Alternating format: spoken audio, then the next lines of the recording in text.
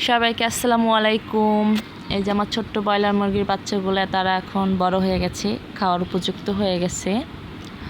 তো এদেরকে পালার জন্য 1.5 মাস পালার জন্য আমার 1440 টাকার খাবার খাওয়াইতে হয়েছে 10টাকে।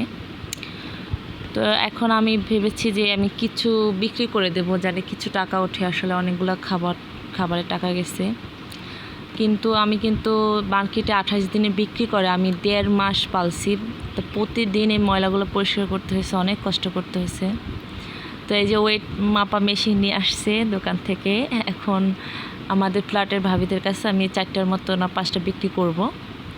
তো এর জন্য মাইপটা দেখতেছে আর কি, মেপে যে কতটুকু আর কি হইলো আর কি। ওয়েট কম হয়েছে, বাট খাওয়ার উপযুক্ত হয়েছে, কিন্তু অনেক শক্ত, চামড়াটা এত শক্ত কক মুরগির মতো যে তারা বসে যে ছিঁড়তে পারছিলাম না, এরকম আর কি। তো এখন আর কি মেশিন আইনা আর কি মাইপে রাখে দিবে, কারণ আমাদের তো আর নিজস্ব মেশিন নাই, দোকান থেকে আনা হয়েছে। এর জন্য যে যেটা নেবে চিহ্ন দিয়ে রাখা হলো কোনটায় কতটুকু দাম আসছে আর কি। আর খুবই মার্কেটে যেরকম এখন তো কোরবানির পর ব্রয়লার মুরগির দামটা একদম কমে গেছে, 150 টাকা 160 টাকা করে এরকম। তো আমরা এইভাবেই বিক্রি করেছি। আসলে আমরা পারি নাই আর কি, মুখের উপরে যে আমরা অনেক কষ্ট করে পালছি একটু বেশি টাকায় বিক্রি করবো, এটা আসলে আমাদের মাথায় আসে না। আর আমরা পারতেছিলাম না, নিজস্ব মানুষ ভাবছে যে থাক, যে কয় টাকা ওঠে।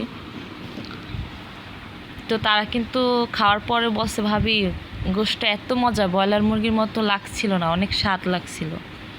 তো এই যে আর একটা বের করে মাপবে যে কতটুকু ওয়েট আছে আর কতটুকু দাম আসে আর কি। তো এই যে প্রায় 1.5 কেজির মতো আর কি আসে, আবার একটু কম আসে, এরকম হয়েছে আর কি, বেশি একটা ওয়েট হয় নাই।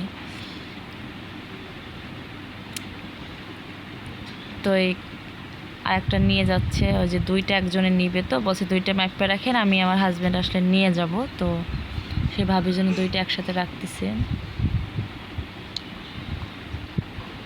তো আমি কিন্তু মোট 5টা বিক্রি করছিলাম, 4টা মাপার পরে আরেকজনের রাতে আরেকটা এসে নিয়ে গেছিলো। মাপার পরে যে নিচে 4টা আলাদা করে রাখা হয়েছে, আর উপরেরগুলা দিয়ে আরেকটা বিক্রি করা হয়েছিল, আর 4টা আমরা নিজেরা খাওয়ার জন্য রাখছিলাম। তো এগুলা আমি রান্না করার পর অবশ্যই ভিডিও করে দিব। আসলে আমরা এখন পর্যন্ত খাই নাই, দেখবো আসলে কীরকম।